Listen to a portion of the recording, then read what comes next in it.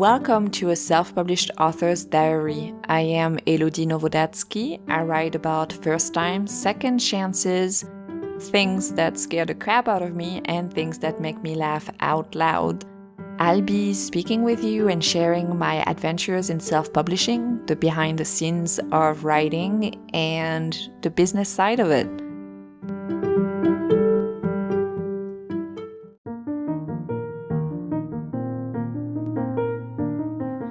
And before we get started today, a small message from our sponsor, Anchor. Thanks for listening. Good morning. Today I am sharing with you a replay from a couple of months ago. Not the entire episode, but just the part about my top 3 self-publishing mistakes. Thank you for listening. Back in 2014, a little part of me thought maybe I'd be that overnight success, the one people talk about, not realizing that overnight usually means years of writing and sometimes even years of publishing. At the time, I read about authors succeeding in self-publishing, but A, I didn't really define what succeeding would mean for me, and B, I didn't have any benchmarks. Don't get me wrong, I hadn't left it all to sheer luck. Oh, no. I thought I had it all under control, and I was set for success.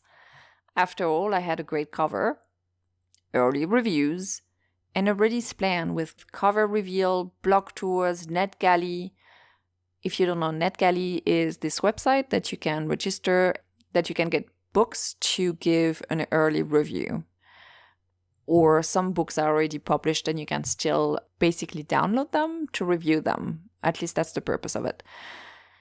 So all of this meant that I would release my book and everyone, and I mean everyone around the world would want to download it, and I would be an overnight success. And again, by overnight for me, that first book was not the first book I finished writing.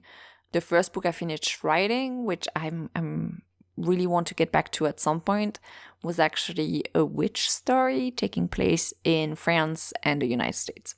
So another spoiler alert, in June 2014, when I published 1, 2, 3, I sold 45 copies.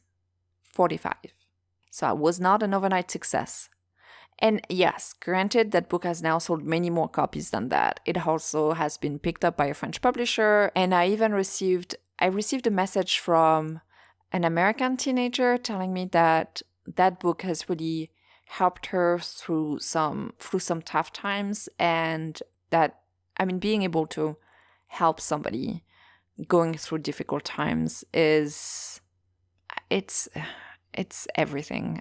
And I also received a message from a French teenager who mentioned that this book, the French translation of 1, 2, 3, which in French is called Vivre, Aimer, Danser, has gotten her to love reading.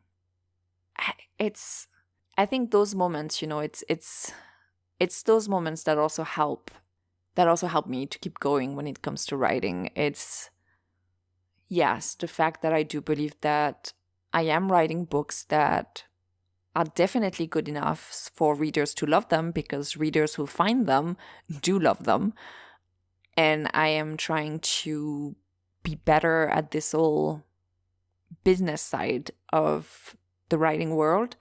But it's also like getting those emails from readers and fan arts, and just being able to connect with readers in that way, that they reach out and tell you how much the book has meant to them is I think it's something that is just amazing. My second mistake was advertising to the wrong audience. When I first started self-publishing back in 2014, I thought it was essential to have a Facebook page with lots and lots and lots and lots of followers, which may have been true if I had first analyzed the audience that would be most likely to buy my book. I went for a worldwide audience at a time where my books were A, only in English, and B, on platforms that were not necessarily accessible to readers all around the world. And at that time, I was not even really targeting my ads.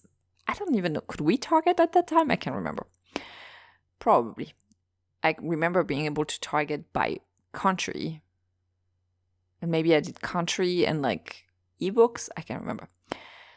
So yes, I had many followers, but not an enormous audience of readers interested in my books. When I've made that mistake again, it was more in a structured manner, meaning that it was actually not necessarily a mistake anymore. It was like trial and error. I was trying to see what ads work the best for different audiences, and so I'm still trying to figure that out.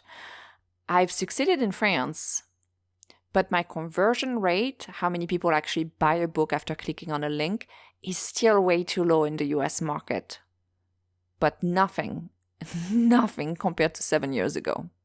My third self-publishing mistake, not focusing on my newsletter. I remember reading years ago, and I mean years ago, how important it was to have a newsletter because social media algorithms change. And man, do they change. That way, you may build more of a connection with the reader. Some newsletters I subscribe to are only letting me know when the author has a new sale. Others are expanding on the books they're reading, how they're writing, maybe movies or podcasts they're enjoying, or other things going on in their lives. Have I ever bought or reviewed a book based on a newsletter? Yes, I have. I have a Facebook readers group. If you're on there, thank you. But I haven't been spending a lot of time on Facebook, and I don't have Facebook on my phone. So every single time I post something on my Facebook group, the reach people who may see it in their feed is about 30 to 50 out of more than 400 Facebook group members. More people open my emails, and it feels like people unsubscribe more when they're no longer interested. So, I mean, it's true that I'm also in Facebook groups I haven't checked in probably years, but I do think that when you get an email and you no longer want to get an email, you unsubscribe. So that means my list stays pretty relevant in terms of the audience. Yep, I've been refocusing on building my readers' newsletter. If you want to subscribe, by the way, to my readers' newsletter, the link is in this show's episode description, and you can also see it or see the link for it on www.elodienowodatsky.com. And when a reader subscribes to my newsletter from my website, they get the password to a page on my website that is exclusive to newsletter subscribers. Just saying. It's a pretty cool page. I keep on adding to it pretty regularly. And I also do wonder, there's a new platform that Facebook announced on March 16th. Apparently they're getting into the newsletter subscription area and do mention also the use of groups in there. So will that change the algorithm for the groups? Apparently it might give writer more tools and could help in audience growth. But again, one might be dependent on other changes coming down the line or having to boost posts to be able, like for people to be able to see them. And it's not like we're also not dependent on changes with emails. When Google introduced the tabs in Gmail, some newsletters ended up in the promotion tabs, which is not necessarily read as often. Not focusing on my newsletter was one of my self-publishing mistakes. Mainly also, I think, because I don't publish a book every 2 months or so. So newsletters help me stay in touch with my readers in between, which I do love doing. And it helps me grow my audience. So those are my top 3 self-publishing mistakes. I mean, I'll share also what has worked for me and what I'm currently, trying out. Thank you so much for listening to help me and to help this podcast of mine. Do not hesitate to...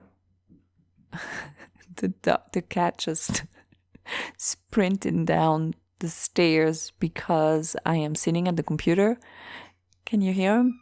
Anyways, to help this podcast, please subscribe, follow the podcast, rate the podcast on Apple Podcast. That would be very, very, very helpful. And don't hesitate to share it with your friends, your family, whoever you think might be interested. Happy reading to everyone, and I'll talk to you very soon.